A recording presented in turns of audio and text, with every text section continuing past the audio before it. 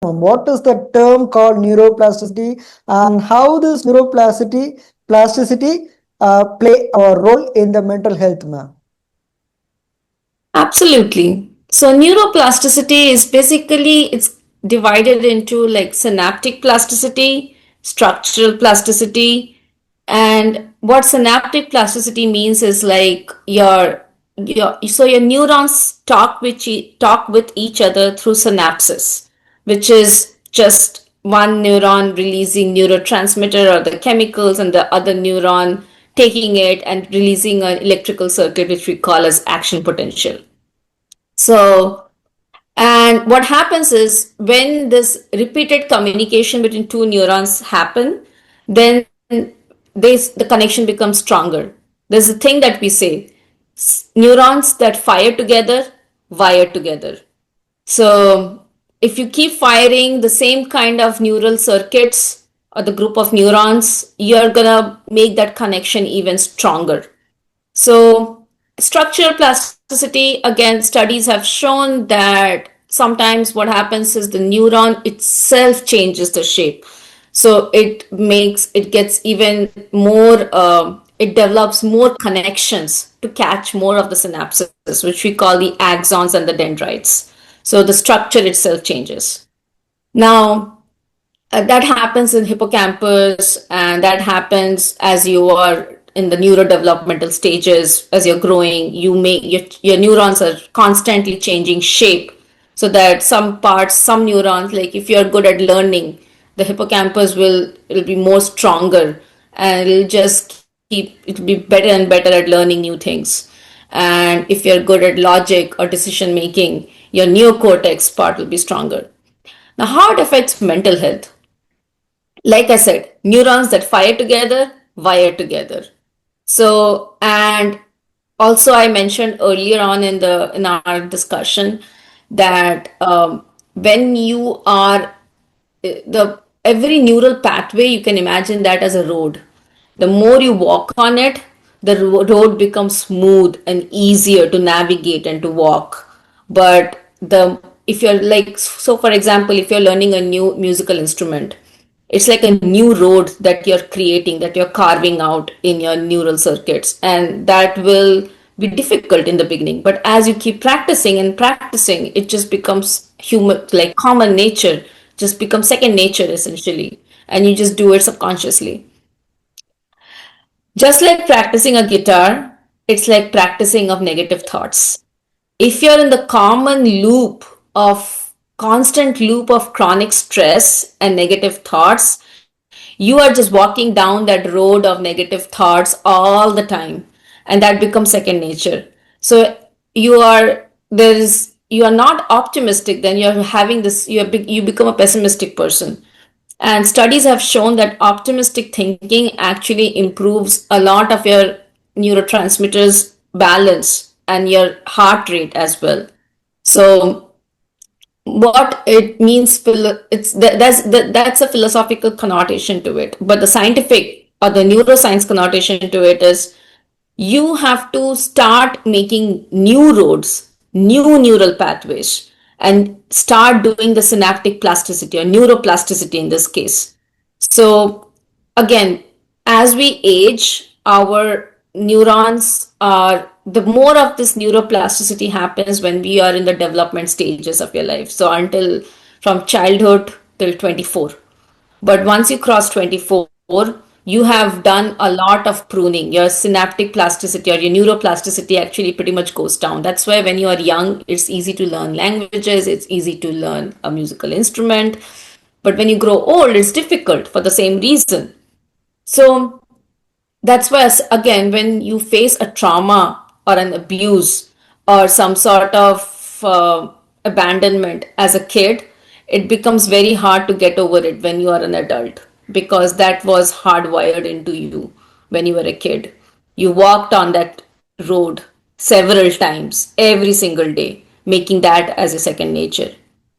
So, neuroplasticity has a very strong role in our mental health. And the way to rewrite that, to create new neuroplasticity, is again, I would say, is journaling or redirecting the road. If you think of this in this way, if you always knew this is the path to go to office every single day, but that path is filled with hurdles and the road is filled with potholes and a lot of traffic and obstacles, but you know that that is the path that you know, and it's you will just come to you to go and you will just take that path.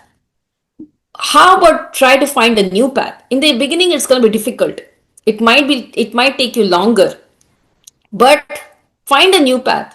Might be a smoother road and might be less obstacles, might be something that will be easier for you to have, might keep you much more happier, in fact.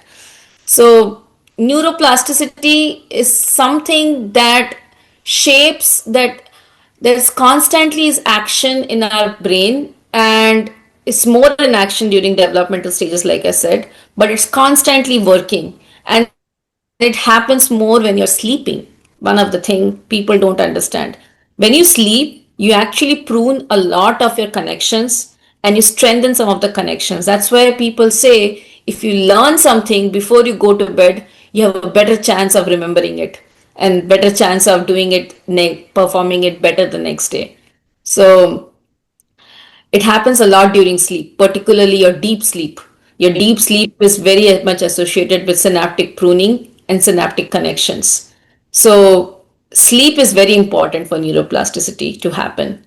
And that's another reason why you will see kids or children sleep longer hours, because children actually sleep as like an infant sleeps for 14 hours to 18 hours a day, but a child or a toddler would sleep for 12 hours a day.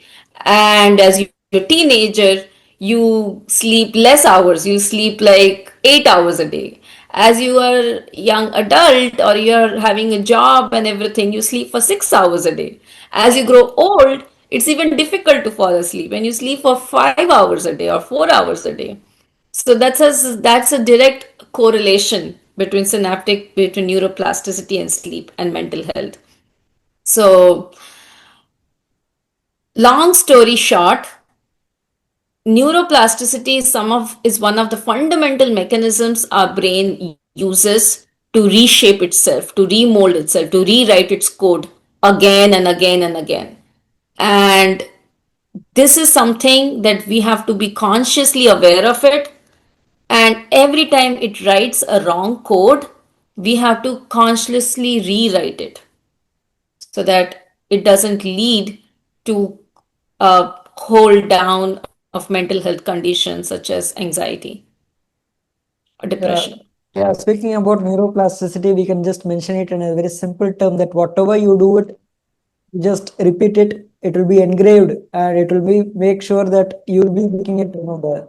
So yeah, during our Yeah, early childhood days, we'll be told by our parents, we'll be told by our ancestors that whatever we learn it twice, learn it thrice, learn it like quadruple times, then only you'll be able to kind of remember it in your exams. Like we'll be thinking like we got what is the answer for this, then we'll be thinking of it, and at no point of time our neuron, one particular neuron will be very strong enough to remember that answer. It will be hit out and we'll be getting that answer. So I think that's the way how which we remember the answers which we have read before our exams. And also at the same time, if you want to make sure that you have a good neuroplasticity, always make sure that each and every day, if you want to learn a new activity and if you want to make sure that it is engraved in your neurons in your brains, so that it will be like most of the things, what to say, this neuroscience is actually, I think it's somewhat the other way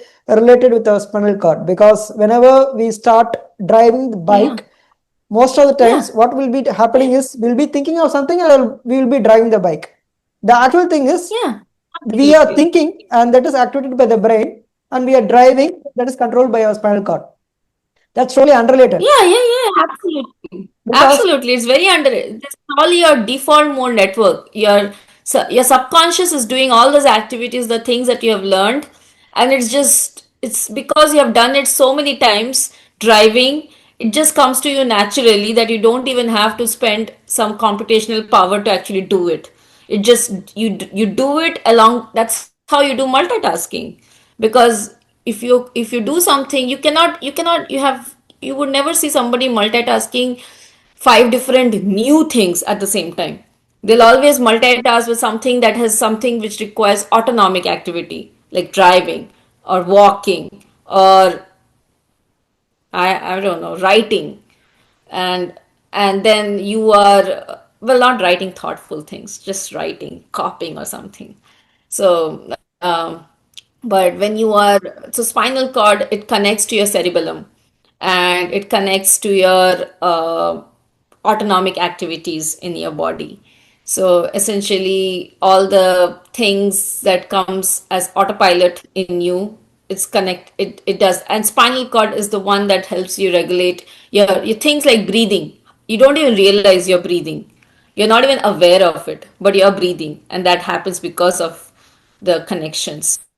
So neuroplasticity, Yeah, like of I course. said, so Yeah. things that fire together wire together, and the more you fire them, the more stronger the wiring gets. And of course, as you told that each and every day, if you want to have a very good different activity, you should do something very differently. Like what to say, most of the people will be telling that if you regularly brush your teeth with your right hand, do it in the left hand. If you want to do any kind of things, if you want to rewire your brain, suppose if you want to consider you wanted a new life and you wanted to rewire your brain, what you have to do is you have to explore places where you haven't been. And even if you can do in a day-to-day daily life, as you told that if you're traveling via road to your office in a particular conventional pathway, you can do one thing, you can just find a very easy route that will be a very different route which will lead to the same office place. So in that Yeah. way our brain will be rewired. Of course, if we are just doing it, we will be having a lot of refreshments within ourselves. So that's why most of the people tell that okay, if you have any free time, please do go to unknown places. Like most of the people will be telling us to go to north side in India, like where you can find cold places. Like in India, except North India, South India, we will be having only two seasons: the rainy season and the summer season. But consider like Canadian countries, they'll be having sun, winter, autumn, spring. Those are different seasons, so we'll be expecting a lot of things. So that's why they ask us to travel different countries also, so in order to rewire our brain, so in which we can Right. actually make some kind of good achievements. And of course, I have been doing this kind of interviews. I have done more than 100 plus interviews. The thing is that I have been adjusting myself to different time zones. So of course, I have done interviews at early mornings, like around 7 o'clock, and I have also doing interviews with different persons like late evenings, like I'm doing right now. So I think each and every day we should have a very different activity. That's why that's where we can actually find ourselves, what we are capable of, what we can actually do, how our brain and how our physical body actually supports us in some other way. Because once we are not going to explore ourselves, the thing is that we are not able to find the true ourselves till the end of our life. I think that's where neuroplasticity plays a very vital part in our life. So that's all that I wanted to discuss with you regarding neuroplasticity, ma'am. So on the other hand, please kindly tell us what are the latest findings in neuroscience that can help with mental health treatment, because there is a lot of things which is going upgradations.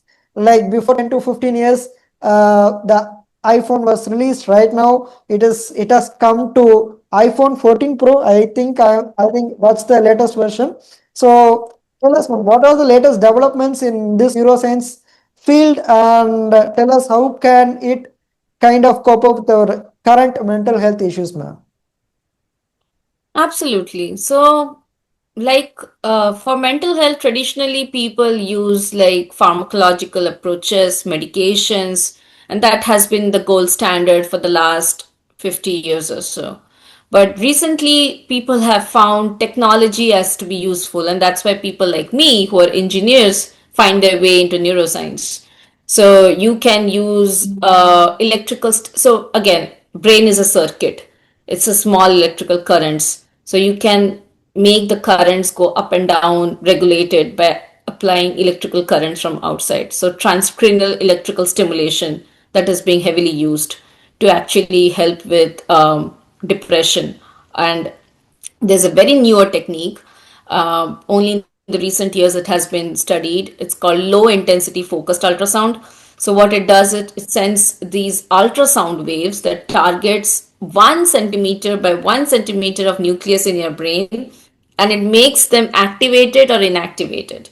So in case of PTSD, if you are if you're inactivating the amygdala, you are reducing its hyperactivity, and you are helping the person to not have those nightmares. So it has been also shown effective in addiction, effective for OCD. So and there are other techniques as well. Like again, a brain is like electromagnetic field. It's not just electrical fields. So there are magnetic fields also that are associated that our brains have emit. So you can tune that with transcranial magnetic stimulation, and that will also activate or inactivate some of the circuits in your brain. And these techniques have found to be with minimal side effects, unlike the pharmacological approaches, because sometimes medications will have the side effects such as weight gain or nausea, vomiting, and these technologies will just give you a slight tingling effect. And most of them are actually being used in sleep because the brain goes through so much transformation during sleep.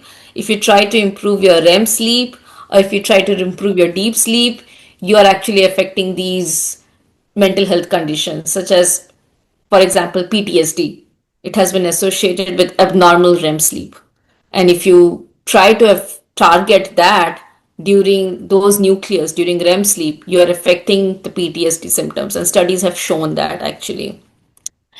So there has been another study where people used the same low intensity focus ultrasound to get people out of coma. So these are some very powerful technologies. Other than that, some of the new trends have been use of ketamine and psychedelics. And psychedelics have been seen like a single session or 2 sessions of psychedelics with some therapy assisted with it. You see people, studies have shown that people have been able to get rid of get away from addiction, or from alcohol addiction or smoking addiction. And I was saying, neuroplasticity is essential in the sense of everyday activities of our life. Like I said, neurons that wire together, that fire together, wire together, and you have to make sure something becomes a habit or a second nature. You have to keep doing it, keep practicing it. Like music, you cannot learn music in one day. You have to keep practicing it to make that road smooth in your head, to make that pathway smooth in your head. So, neuroplasticity is something that is very much tied to mental health conditions, because once you're tied in the negative feedback loop and you keep on practicing that, you are never going to come out of it. You're shaping your neurons, you're shaping your circuits in such a way that it's always going to get, say, in case of PTSD, you're always worried, you're hyper alert. You think that something bad is going to happen to you because you had that trauma. So you keep on replaying that incident in your head again and again and again, and you're strengthening that circuit, you're strengthening those memories, and you don't leave bandwidth for new memories, new productive positive memories to actually happen in the second place. So you that is neuroplasticity, in the sense you are strengthening the negative memories and you're not creating in the first place positive memories. And if you do create, you have to keep practicing it, not just create it, and keep practicing it and make new positive memories So to override it's that. simple as your physical body. If you want to get fit at the age of 50, then you have to practice it right from your 30s or at least 40s. Then only within a time span of around minimum 10 years, you can actually make your body do whatever things that you wanted to do. So in the same way, Yeah. to have a very healthy kind of thinking, then you should have a healthy circle around you. If there is any kind of negative person, kind of please stay away from them in order to make Yes. your positive mental health. So that's all we have to deal with this neuroplasticity topic, ma'am. That's a great thing.